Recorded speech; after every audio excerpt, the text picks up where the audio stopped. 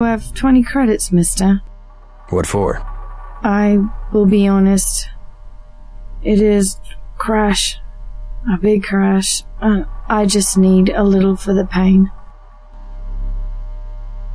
Hey, you're this far into withdrawal. Maybe it's time you kick the habit. How can you? Why so cruel? It's for your own good. You awful man. I hope you die very soon.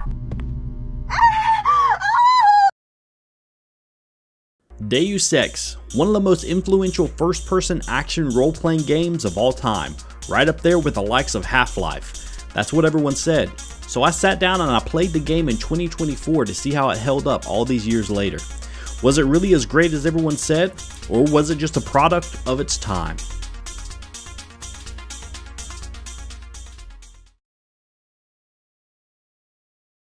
Your appointment to FEMA should be finalized within the week. I've already discussed the matter with the senator. I take it he was agreeable? He didn't really have a choice. Has he been infected?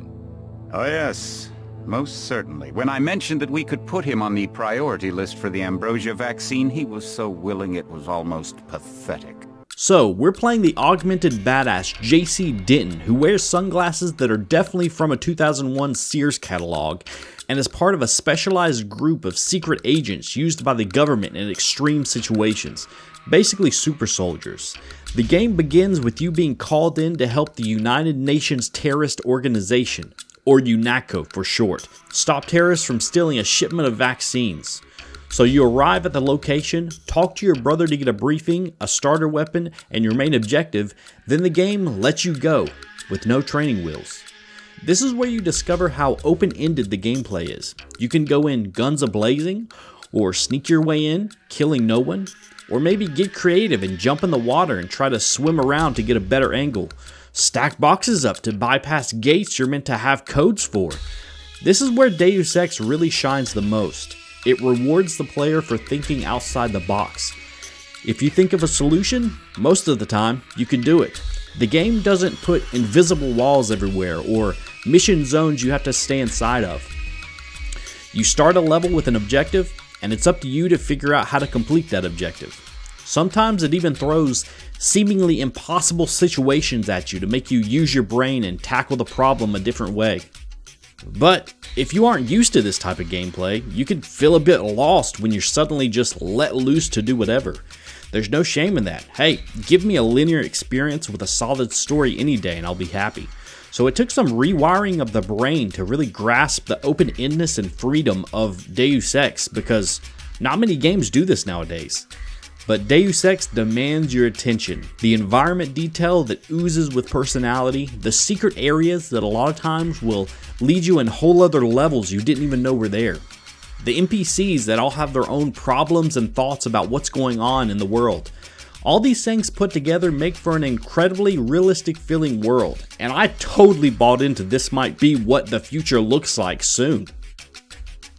Actually, you know what? Can we talk about that for a minute? How close to reality this game is becoming year after year?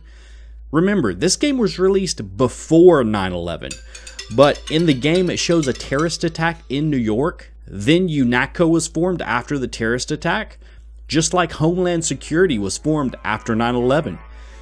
On top of that, it's talking about a global virus that's killing off hundreds of thousands of people, and the government doesn't have enough vaccines to go around, so citizens are starting to get desperate and coming up with all these conspiracies like it's a man-made virus.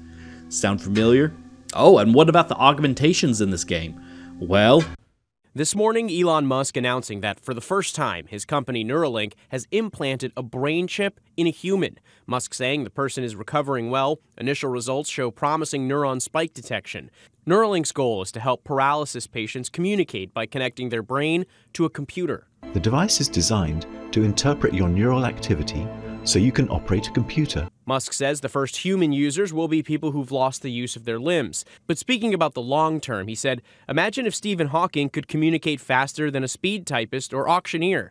That is the goal. Looks awfully similar to me. I know this is all just coincidence, but man, does it future-proof this game and make it hit even harder than it would have otherwise. The game doesn't stop there though. What I've told you so far are just coincidences. But Deus Ex actually puts some real-world facts into the game about how the government is controlling the tax rates, how the self-employed rates have been going down, the big FEMA camps. I'm not super knowledgeable about this stuff, of course, but I know I've heard a lot of it in real life. And I think that's one of the reasons why this game is so good. There's layers to it. On the surface, it's a typical futuristic shooter with cliche themes about an evil organization trying to take control of the population, saving the world from a virus, uncovering the Illuminati, and shooting aliens. And the game can be fully enjoyed that way. But if you start looking deeper, talking to more NPCs, reading data pads and computer logs, you'll discover that the game isn't just talking about game things. It's talking about real-world issues put into the game to sell us the idea of this is our future. It's giving us a glimpse into how things work behind the scenes and where it could be taking us. I think this is why Deus Ex is a much better futuristic dystopian game than something like Cyberpunk 2077. Cyberpunk goes so far over the top with everything and it just becomes comical. I don't know, maybe that's the point of Cyberpunk, to be more in your face and a more crazy version of the future. But for me, Deus Ex is a definitely more believable game. And don't get me wrong, I love Cyberpunk. I love the neon aesthetic. I just can't get enough of that stuff. But, you know, if we're going with like purely immersion, I felt way more immersed in Deus Ex than I've ever felt in Cyberpunk.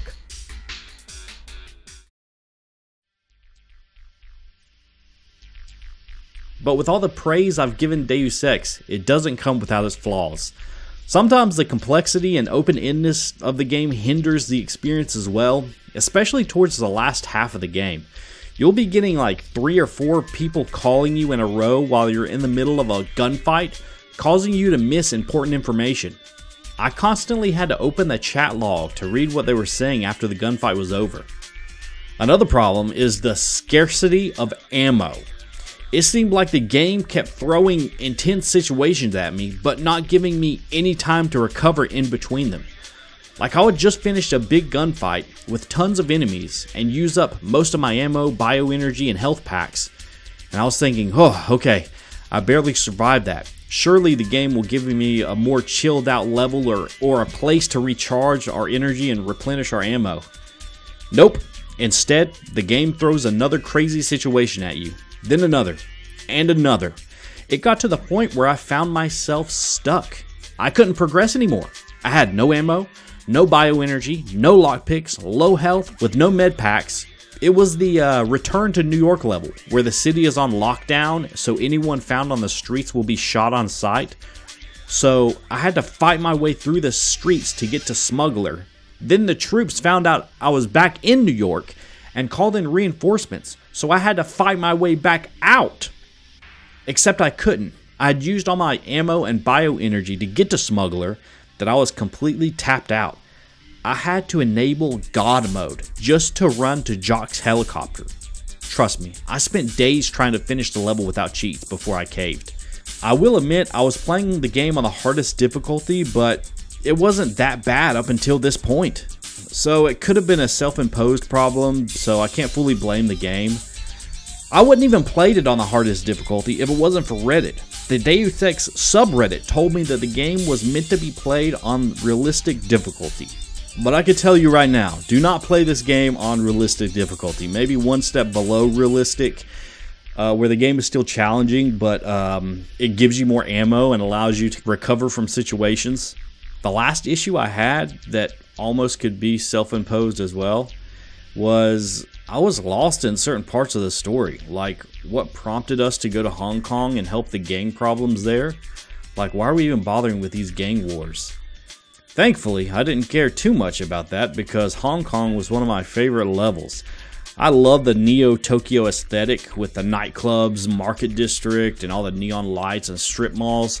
It was such a vibe. I spent a good amount of time just exploring and talking to all the vendors with their horrible Chinese accents. Shopkeepers are honest. You will find a good bargain here. Notify me of any problems. Large unbuttoned coat pockets. Not advisable.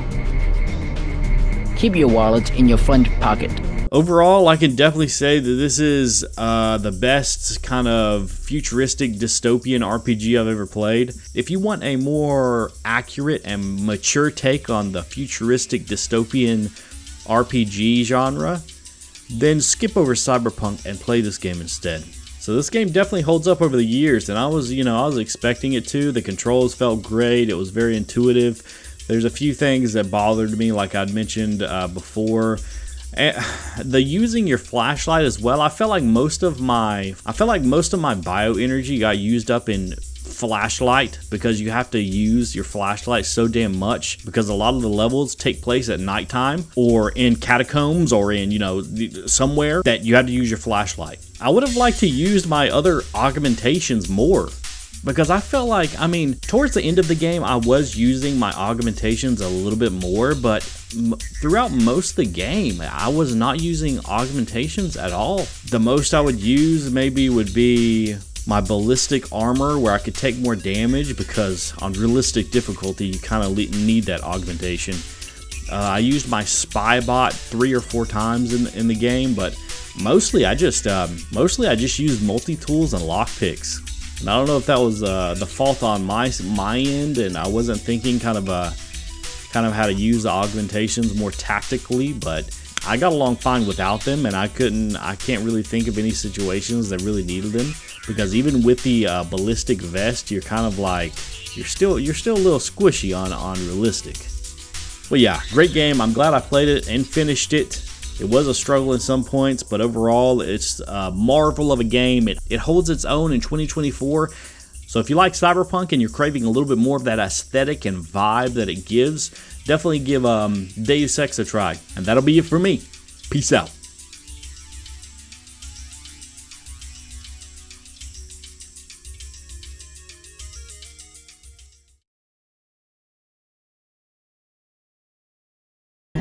How about 200 credits? I could give you the code to the safe room.